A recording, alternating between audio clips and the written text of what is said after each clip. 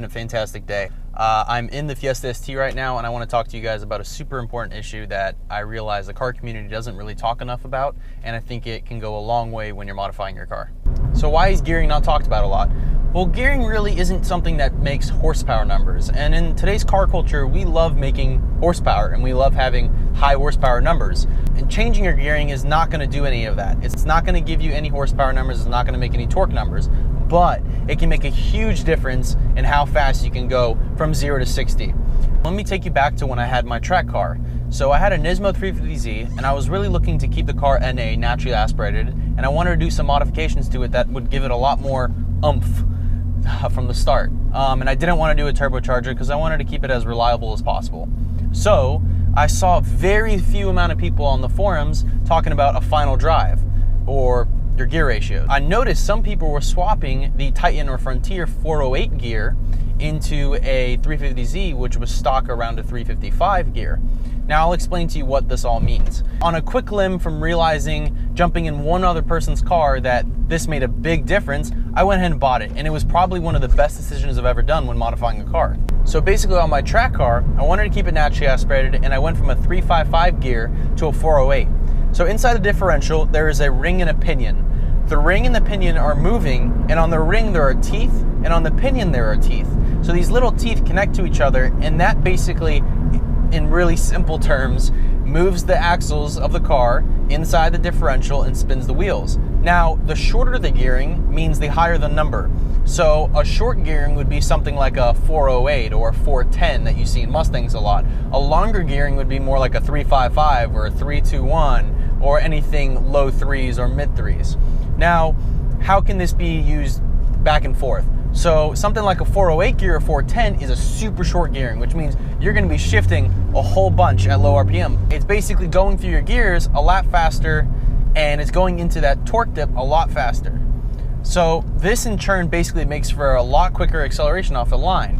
Some people have said that changing your gearing to a shorter gearing, like jumping from like a 355 to a 408, is basically like doing 70 horsepower to the car, around there.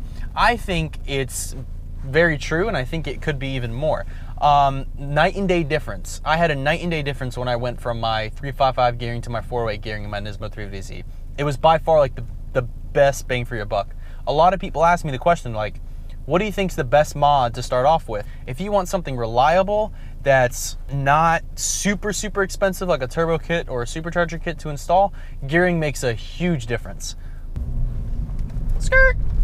So why is gearing a really good mod to do to your car? It's basically keeping the car in its factory form, but just allowing you more shift times. What are the disadvantages of it? Well, you do get a little bit less miles per gallon if you go to a higher final drive. You will notice your gas mile decrease a couple mpg, but are we really driving these cars hard because we want to get good gas mileage? No, we're driving them hard because they're fun and we enjoy it.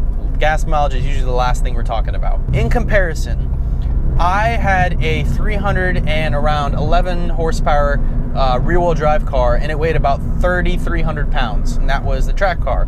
And compared to off the line, if both cars get grip from, let's say, a 450 horsepower car with around 3,900 pounds of weight, the lower gearing car is going to have that initial torque faster off the line, and it's a big difference. I really recommend all of you guys to start looking into it. I believe the car community really stays away from it because it doesn't give you any horsepower numbers and it doesn't give you any torque numbers. So people are like, oh, it doesn't do anything. It does something. You get power, you move out of it. The reason why a lot of manufacturers will do short gearing on low horsepower cars, such as the Fiesta ST. The Fiesta ST is a light car, but it also came with really short gearing, a 388 gearing. And that 388 gearing is pretty high. So for a stock car with that short of a gearing and that light weight, it feels like you're really moving. And it makes you feel like the car has a lot more horsepower than it does because the car is pushing a lot faster.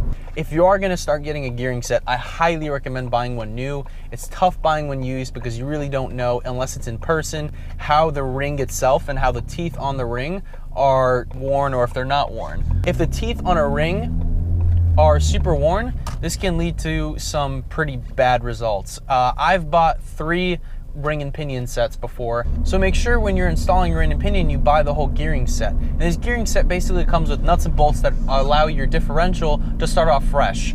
Yes, you could use a lot of the parts that are in the differential itself with changing the ring and pinion, but a couple $100 will save you the peace of mind just in case of anything. Now there are some key points that you want to know when doing this. If you plan on going the boosted route, going to a shorter gearing is not necessarily what you want to do, because if you're doing a very short gearing and you're making a lot of power, say 600, 700, 800 horsepower, you're just going to spin the entire time.